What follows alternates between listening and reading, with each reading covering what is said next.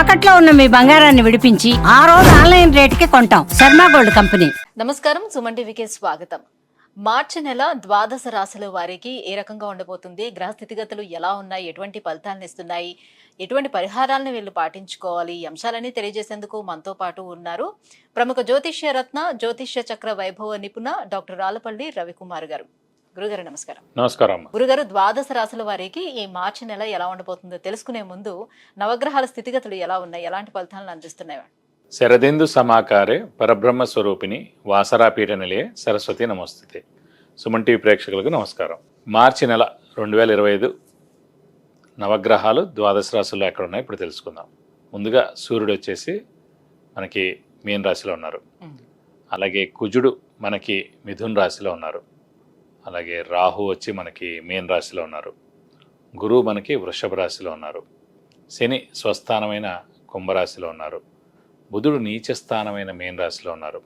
కేతు కన్యా రాశిలో ఉన్నారు. శుక్రుడు మటుకు మీన రాశిలో ఉచ్చస్థానంలో ఉన్నాడు. కాబట్టి ఒకటి స్వస్థానం శని, శుక్రుడేమో మనకి ఉచ్చస్థానంలో ఉన్నాడు మీనంలో. అలాగే నీచస్థానమైన మీనంలోనే బుధుడు కూడా ఉన్నాడన్నమాట. ఇవి నవగ్రహాలు ద్వాదశ రాశుల్లో మార్చి నెల అంతా ఈ స్థానాల్లో ఉంటాయి. గురుగారు, ధనుసు రాశి వారికి ఈ మార్చి నెలలోని ఎలా ఉండబోతున్నాయి? వీళ్ళకి ఈ గ్రహాల స్థితిగతులు ఎలా ఉన్నాయి? ఏ గ్రహాలు అనుకూలంగా కనిపిస్తున్నాయి వీళ్ళకి? తప్పకుండా అమ్మా. ధనుసు రాశి అనగానే మనకి మూల 1, 2, 3, 4 పాదాలు, పూర్వాషాఢ 1, 2, 3, 4 పాదాలు, ఉత్తరాషాఢ 1వ పాదం. ఈ నక్షత్రాల సమూహం అంతా మనకి ధనుసు రాశిలోకి వస్తుంది. వీరి ప్రస్తుతం ఏంటంటే శని బలం పరిపూర్ణంగా ఉంది. ఎందుకంటే తృతీయ స్థానంలో చాలా బాగున్నాడు, అత్యద్భుతంగా ఉన్నాడు. అలాగే మనకి రాహుకేతులు కూడా చతుర్థ దశమాల్లో ఉన్నారు, అది కూడా పర్వాలేదు. ఇంకోటి ప్రస్తుతం శుక్రుడు కూడా ఉచ్చలో ఉన్నాడు, షష్ఠ లాభాధిపతి.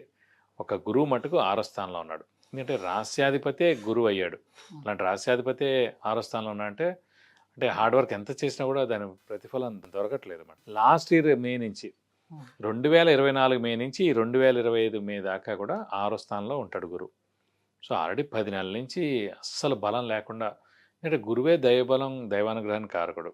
అలాగే మెయిన్ రాశ్యాధిపతి అతను అయ్యి 6వ స్థానంలో ఉన్నాడు. కాబట్టి ఎంత హార్డ్ వర్క్ చేయనండి, ఎంత స్మార్ట్ వర్క్ చేయనండి, ఏ ప్రతిఫలం గత 10 నెలల నుంచి దొరకట్లేదని చెప్పుకోవాలి.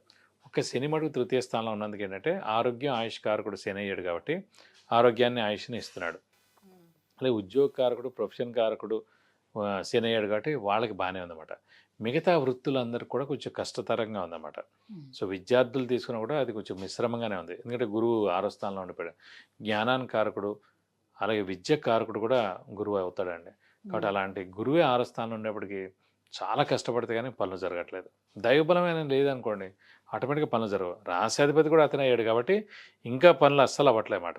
సో డిలే, మెయిన్గా డిలే అయిపోవడం, బద్ధకం పెరిగిపోవడం. ఆల్రెడీ ధనుసు రాశి వారికి ముక్కు సూటితనం ఉండడం, అలానే స్ట్రైట్ ఫార్వర్డ్నెస్ మలాన్ని మనకి మిత్రులు కూడా శత్రువులు అయిపోతుండడం, అనవసరంగా ఏదో ఒక మాట అనడం ద్వారా వాళ్ళు ఫీల్ అవ్వడం, ఇవన్నీ కూడా జరుగుతుంటాయి అన్నమాట.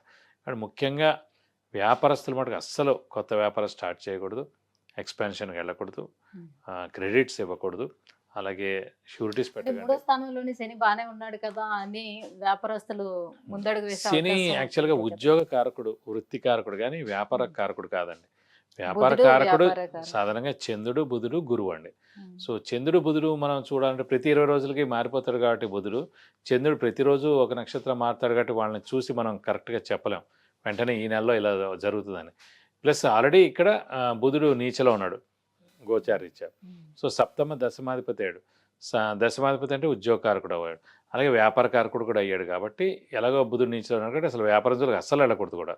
గురువు ధనకారకుడు అన్నమాట. అంటే చంద్రుడు, బుధుడు బాగుంటే వ్యాపారం చేస్తారు.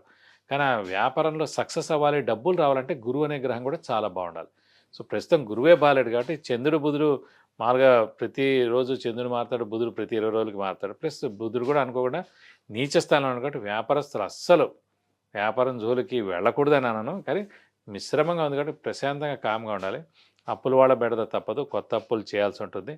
షూరిటీస్ పెట్టకండి, స్పెక్యులేషన్స్ జోలికి వెళ్ళకండి, మధ్యవర్తితో అస్సలు వహించకండి. ఓవరాల్ గా చూసుకుంటే ఆర్థిక పరంగా ఎలా ఉంటుంది? ఆర్థిక పరంగా మటుకు మిశ్రమంగా ఉందని చెప్పాలి. ఎందుకంటే ధనకారకుడే గురువు అయ్యి 6వ స్థానంలో ఉండడం, అలాగే సప్తమ దశమాధిపతి అయిన బుధుడు మనకి నీచ స్థానంలో ఉండడం, ఈ మెయిన్గా ఈ 2 గ్రహాల మూలాన ఏంటంటే ఆర్థికంగా చాలా కష్టంగా ఉంటుంది అన్నమాట. చెప్పాను, ఖచ్చితంగా అప్పులు కూడా చేయాల్సి ఉంటుంది. ఎక్కువ అప్పు కూడా చేయాల్సి ఉంటుంది అనమాట, ఇదంతా షో రన్ చేయడం కోసం.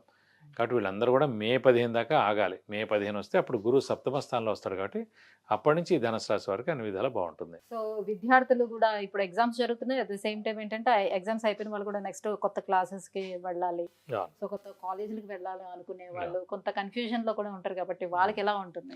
విద్యార్థులకి మిశ్రమంగా ఉందనే చెప్పాలి. ఎందుకంటే ఈ 2 నెలలు మటుకు బుధుడు నీచలో ఉండడం, మెయిన్గా గురువు ప్రస్తుతం బలం లేకుండా ఉండడం వల్ల. మే 15 వచ్చిందంటే గురుబలం వస్తుంది, కాబట్టి ఫైనల్గా ఆ టైంకి వీళ్ళకి ఏదో ఒక మంచి ర్యాంకు రావడం ద్వారా ఒక మంచి సీట్ సంపాదించడం, ఒక మంచి యూనివర్సిటీలో సీట్ సంపాదించడం అలాంటివి జరిగేందుకు అవకాశం ఉంది. కాబట్టి మే 15 దాకా మటు ఖచ్చితంగా విద్యార్థులు ఆగాలి. కాబట్టి ఖచ్చితంగా వీళ్ళు బాగా కష్టపడి ఎగ్జామ్స్ రాయాలి, బాగా కష్టపడాలి. అయితే ఇంకా ఎటువంటి పరిహారాలు చేసుకోవాలి, అలాగే ఏ దైవారాధన చేసుకుంటే బాగుంటుంది వాళ్ళకి? ఖచ్చితంగా ప్రస్తుతం అయితే మనకి గురువే గ్రహం బాలే, కాబట్టి వీరు ఖచ్చితంగా ధనుసు రాశి వారు దత్తాత్రేయ స్వామిని ఎక్కువగా ఆరాధిస్తే చాలా మంచిది. ప్రతిరోజు దత్తాత్రేయ స్వామి అష్టోత్తరం చదువుకుంటే మంచిది.